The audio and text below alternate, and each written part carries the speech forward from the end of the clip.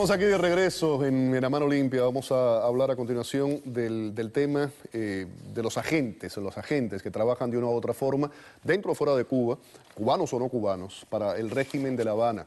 ¿Cómo los escogen, cómo los entrenan, cómo les pagan? Tengo conmigo aquí a Huberto Mario. Huberto es periodista, trabajó en la Embajada de Cuba en Venezuela y conoce muy bien estos temas. ¿Qué tal? Bienvenido.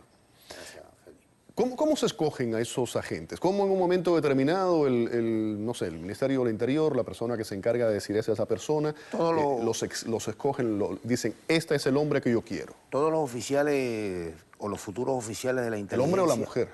Claro, todos los oficiales de la inteligencia van a pasar por una escuela, van a pasar una preparación. En los primeros ¿Hay años... una escuela para eso en Cuba? Claro, está el Instituto Capitán San Luis, el Liceo Reyes, que lleva muchos años, lo que antes se tenía otro nombre, de Valle Grande, pero ya después es un instituto donde tiene diferentes cursos, porque mucho antes, en los 80 y a partir del año 73, tuvo una formación en Alemania, en Moscú, como se conoce, cuando se cae el muro de Berlín, pues entonces comienza en Cuba fuertemente el trabajo de la formación de oficiales. Ahora, son muchas las clasificaciones de agentes, son diferentes tipos de agentes, porque y según ese tipo de agentes son las características. Ahora, son las características. Las características según lo que tú vayas a atender. ¿Cuál es el que más gana? El que más gana es el agente de penetración.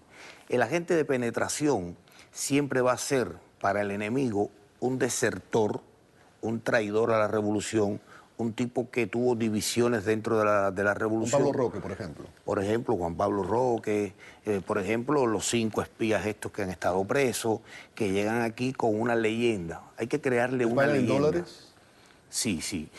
Cuba siempre ha tenido, mira, todos los organismos cubanos tienen un presupuesto del Estado. El organismo más pobre, aunque no lo veas así, es el Ministerio del Interior. El Ministerio del Interior es el que menos dólares produce, pero recordarás que en los años 80, cuando la causa de Ochoa, se lavó mucho dinero a través del narcotráfico. Ese ha sido el primer eslabón o la primera fuente de entrada de dinero para la inteligencia, para el trabajo subversivo, para el trabajo de adoctrinamiento. Ahora, ese agente de penetración, ¿cuánto puede ganar? Un agente de penetración puede ganar dentro de Cuba, estamos hablando que pueda ganar o le puedan dar 200, 300, 400 dólares para reunirse, para invitar. Eso mensualmente estamos hablando. Sí, puede ser mensual, puede ser cada 2 meses, depende del tipo de misión que esté cumpliendo. No es que él, porque un agente de penetración puede ser un médico cubano, un periodista, un ingeniero, un arquitecto que está en su trabajo y este trabajo de penetración lo va a desarrollar como lo conocemos hoy, con un part-time.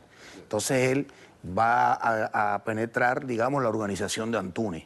Ese tipo no es de Placeta, ese tipo viene de Holguín o viene de Pinar del Río, viene de la isla. Tiene que ser un tipo que Antunes no haya visto nunca. Y comienza a relacionarse porque viene decepcionado, lo tronaron en tal empresa. Ya esa leyenda se creó. Cuando Antunes llame, cuando Antunes empieza a averiguar, ya eso está creado.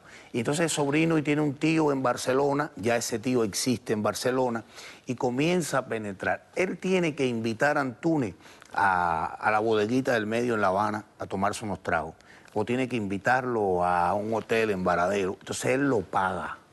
Ahora, ¿de dónde sale ese dinero? Ya hablamos del narcotráfico, donde Cuba, esas caletas de dinero, como dicen los colombianos, Cuba ha tenido eso cifrado, ha tenido eso a buen recaudo, y después que ya los Ochoa, los Abrantes, toda esta gente son fusilados, se muere, se acaba esa era, entonces Pascualito Martínez Gil, el general que murió recién, se encarga de proteger ese dinero. Estaban los almacenes de tropas especiales. Tropas especiales no es solamente para dar patadas, golpes. El edificio general de inteligencia es el que está en línea IA. IA, ese edificio general de inteligencia de donde, por supuesto, se hace todo el rastreo mundial, a pesar de que tú tengas sus bases en la cordillera de los órganos. Ahí lo tenemos. Ahí tengas la base de Lourdes.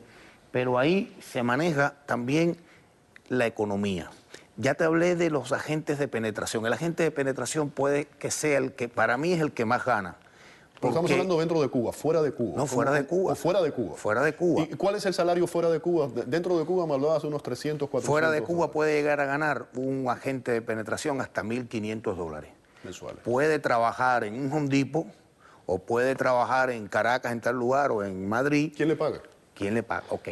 El dinero no lo puede recibir directamente, lo recibe a través de un agente de enlace. Los agentes de enlace son los que monitorean el trabajo del agente de penetración. Es decir, él es el que te visita. O sea, toda esa estructura que tú me estás hablando existe aquí en Miami, están esos agentes de enlace. Existe en gran parte del mundo. Ahora, pero aquí en Miami también. Claro, aquí en los Estados Unidos. Le es más difícil en estos momentos a la tiranía, a la dictadura castrista, hacerlo aquí, porque bueno, pasó lo de los 5, hay muchas restricciones, no solo por lo del bloqueo. Ana Belén Montes, por ejemplo. Ana Belén Montes recibió, por supuesto que recibió un sueldo de La Habana. ¿Se sabe qué salario era? ¿Cuánto era? No domino, pero habría que preguntarle a Ana Margarita, la ex esposa de Roque, de qué vivía Roque aquí, por ejemplo. Claro. Es decir, Roque recibía su dinero. Los 5 espías estos recibían un sueldo de Cuba a través de un agente que es el agente, nosotros le llamamos el agente flotante o el agente buzón. El agente buzón es el que carga la información, es el que descarga la información, y dentro de los distintos tipos de clasificación que puede haber para la inteligencia cubana, el agente buzón es el que más riesgo corre, porque es el que va a recoger el CD donde tú lo dejas y es el que va a entregar el CD en otro lugar. Es el que va a recibir una nota tuya a mano o va a recibir un video. Pero ese agente de buzón, que no tiene nada que ver, es primo hermano del correo diplomático, pero no tiene nada que ver con él, es el que te va a pagar también. Es el que te puede traer un cheque de un banco en Aruba, un banco en Islas Caimán. ¿Y pagan con cheque? Un ejemplo, que no puede tener, que no tenga, o te lo trae cash, pero que no tenga, si lo va a traer en cheque, siempre Cuba ha sido muy cuidadosa de que no tenga conexión internacional, es decir, desde el punto de vista económico, con bancos financieros de los Estados Unidos. Y eso le ha salido bien, no ha fallado en eso, porque si no eso ya hubiera sido un escándalo. Cuéntame quién es el general Eduardo Delgado. Eduardo Delgado, hasta el otro día, hasta que murió Chávez, se fue en el avión con Raúl el día del velorio de Chávez, fue el jefe de la contrainteligencia militar, fue el jefe de los servicios de inteligencia y en los años 80 atendió la estación Centro en Moscú, que era la estación más importante que tenía la inteligencia. Es el hombre, junto al fallecido Pascual Martínez Gil y a otro fallecido, Pepín Naranjo, que estuvieron siempre cuidando, protegiendo, monitoreando el dinero que lavaba Cuba para que los oficiales del ministerio pudieran ganar. ¿Eso tenía algo que ver con lo que hizo en su momento Barbarroja, no? Claro, porque el Departamento América todavía recibe dinero. Por ejemplo, cuando yo llegué a Venezuela por el ICRT, yo no le costaba nada, le salí muy barato al ICR, pero el Departamento América me creó el personaje de yo poder ganar un dinero. ¿Cómo? Es decir, yo ganaba, me pagaban un dinero, digamos, esta semana me daban $200, si tenía para poder llegarle a los venezolanos chavistas, es decir, comenzar a captar. Entonces a esa gente, por ejemplo, en Maracaibo, en San Cristóbal, en Apures, en Caracas, donde yo estuve operando mayormente el trabajo de adoctrinamiento, yo tenía que hacer invitaciones para conversar, para hablar de la revolución,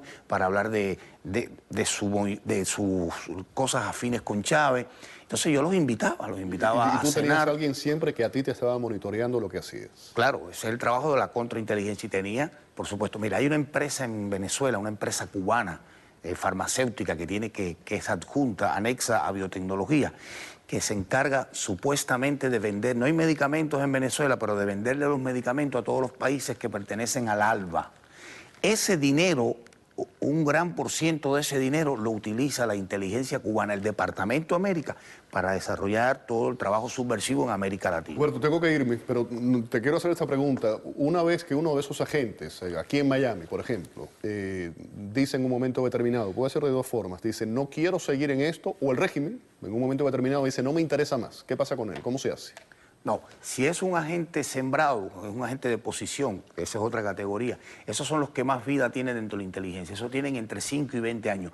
Cuando están aquí o están en cualquier país del mundo y ya llevan determinado tiempo, les toca el retiro. Si ellos piden retirarse, pueden ser sancionados. Casi siempre un agente de posición, como se le llama técnicamente, pide el retiro y es mejor que se quede por donde anda, porque si regresa y le descubre la contrainteligencia que ha tenido nexos con organizaciones contrarrevolucionarias, entonces su futuro no es el ¿A mejor. ti te han molestado, te han perseguido, te han caído atrás? No, a mí me molestaron mucho en Venezuela, donde yo tuve que esconderme muchísimo para poder llegar hasta aquí. Los primeros 3 años aquí recibía correos que los guardo conmigo, ofendiéndome, amenazándome, pero parece que un día se cansaron y hasta hoy. Gracias, por haber Gracias estado a ti. aquí en el programa, por toda tu información. Vamos a otra pausa. Al regreso va a estar con nosotros aquí en el estudio Leobardo Rueda, locutor nicaragüense. Viene a responder a quienes lo acusaron aquí en este programa de ser un sandinista o al menos una persona con vínculos con el gobierno de Daniel Ortega. No se lo pierda. Volvemos con la información.